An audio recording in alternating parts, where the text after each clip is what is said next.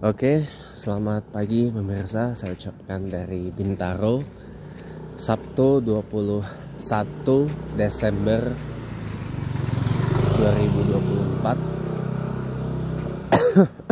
Di tengah cuaca yang gak menentu ini ya.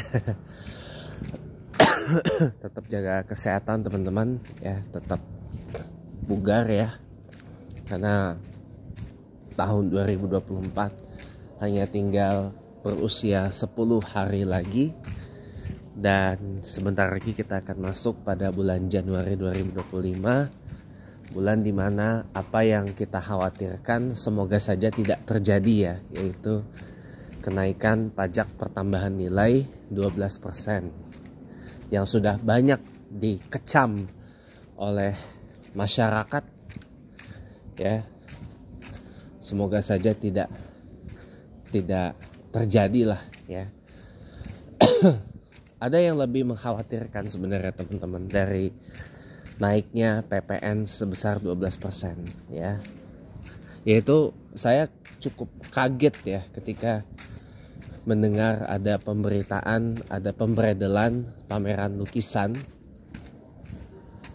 yang dimana lukisan tersebut harusnya ditampilkan di art gallery atau di galeri seni, tapi ternyata ada upaya pemberdelan atau pembungkaman terhadap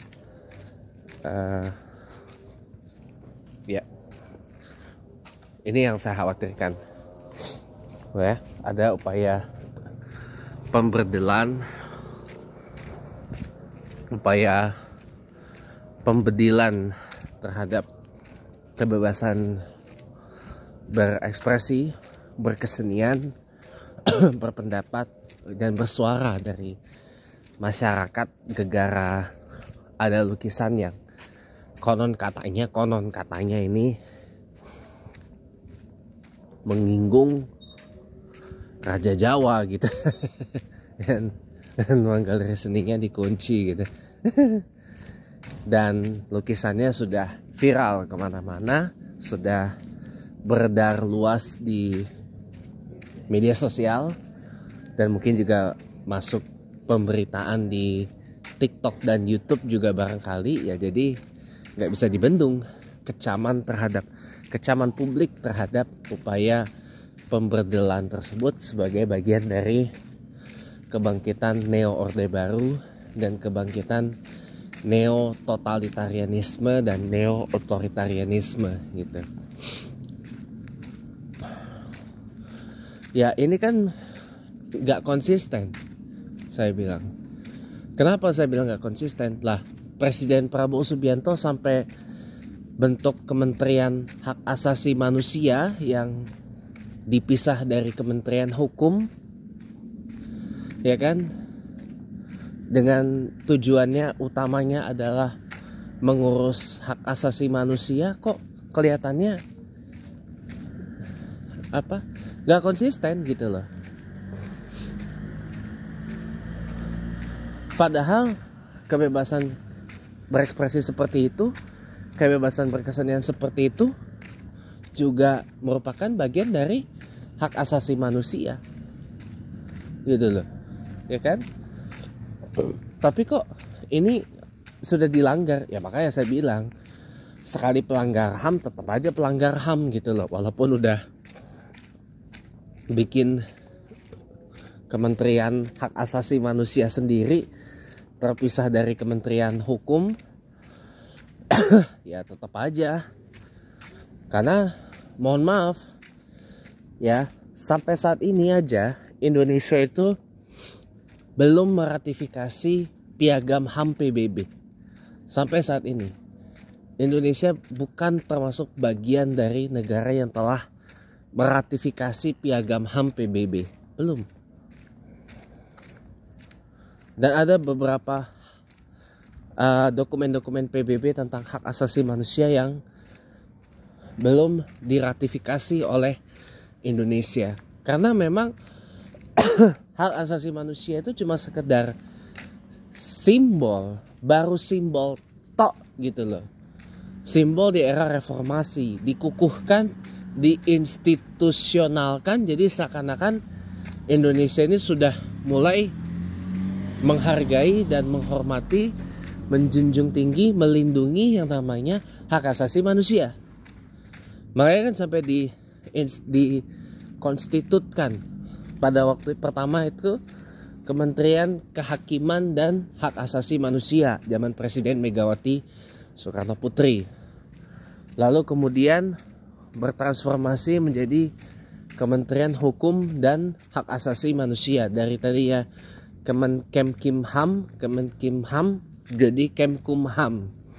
Kemenkumham, Hukum dan Hak Asasi Manusia. Bahkan sekarang naik derajat dari Menteri Departemen jadi Menteri Koordinator. Kemenkumham, Kementerian Koordinator Hukum Hak Asasi Manusia ditambah Imigrasi dan Pemasyarakatan.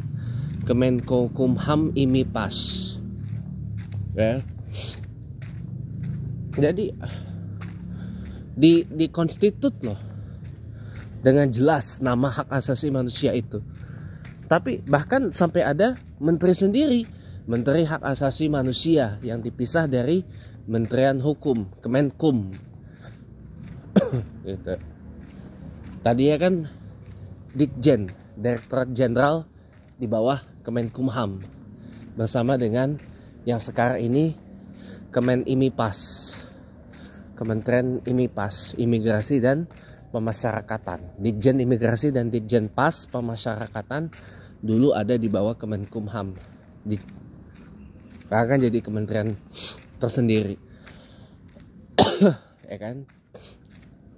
Dan tujuan agar lebih. Nah, tapi kalau kita bicara hak asasi manusia, Kemenham dan Kemenkumham ini kok seksi hak asasi manusianya nggak bekerja gitu loh. Bahkan di Kemenkumhamnya saja nggak ada itu deputi bidang HAM.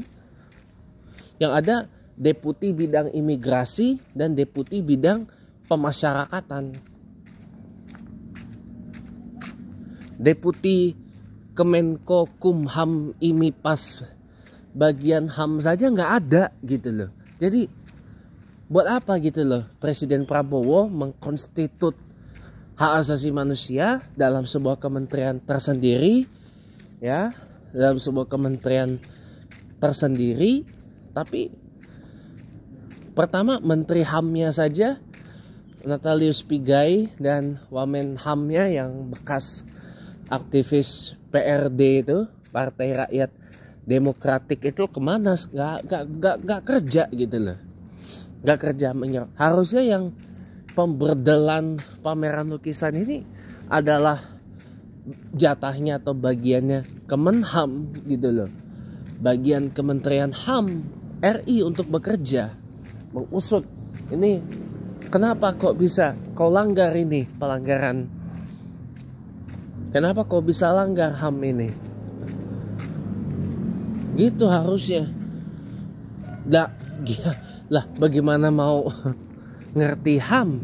Pertama presidennya aja ngelanggar HAM. Pelanggar HAM. Yang kedua, Prabowo ini melanjutkan Jokowi yang dibilang sama Pak Rocky Gerung apa? HAM itu bukan prioritas kami. HAM itu bukan urusan nomor satu kami gitu loh. Saya bilang dalam hati, Masya Allah. Ya, ambil gak ya? Ambil aja deh daripada mubazir. Ya. Daripada mubazir nih saya bawa pulang aja. Saya tuh paling suka ngambil botol air kayak gini gitu loh. Ya. Karena saya cinta sama lingkungan gitu loh. Botol plastik itu kan baru rata setelah 400 tahun. Saya nggak berhenti untuk mendakwahkan tentang kepedulian saya kepada lingkungan. Ya, jadi mari sama-sama kita jaga lingkungan kita biar tetap hijau gitu. Lanjut lagi ya. Jadi teman-teman semuanya, ya saya tuh punya pemikiran bahwa pemerintah Prabowo ini ya sama aja dengan Jokowi. Ya, gak menomorsatukan HAM tapi mengkonstitut HAM dalam sebuah institusi. Jadi HAM itu cuma sekedar institutional symbolism, simbolisme institusi, cuma simbol doang.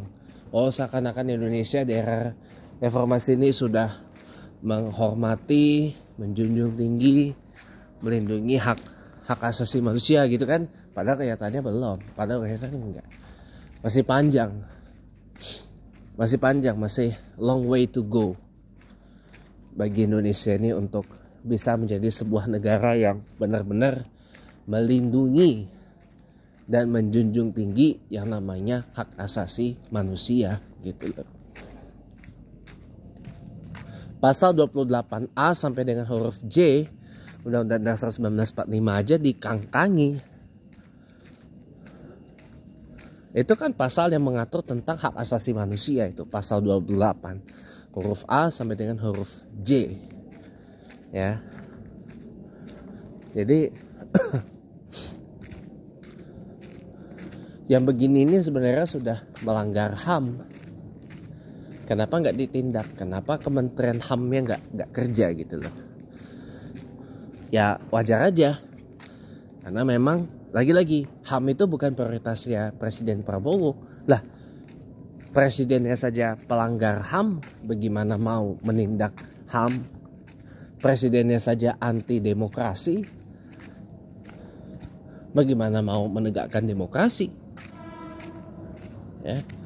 Ya semoga saja presiden seperti ini tidak terulang di masa yang akan datang lah ya. Ini udah blunder parah banget sih buat Presiden Prabowo gitu ya.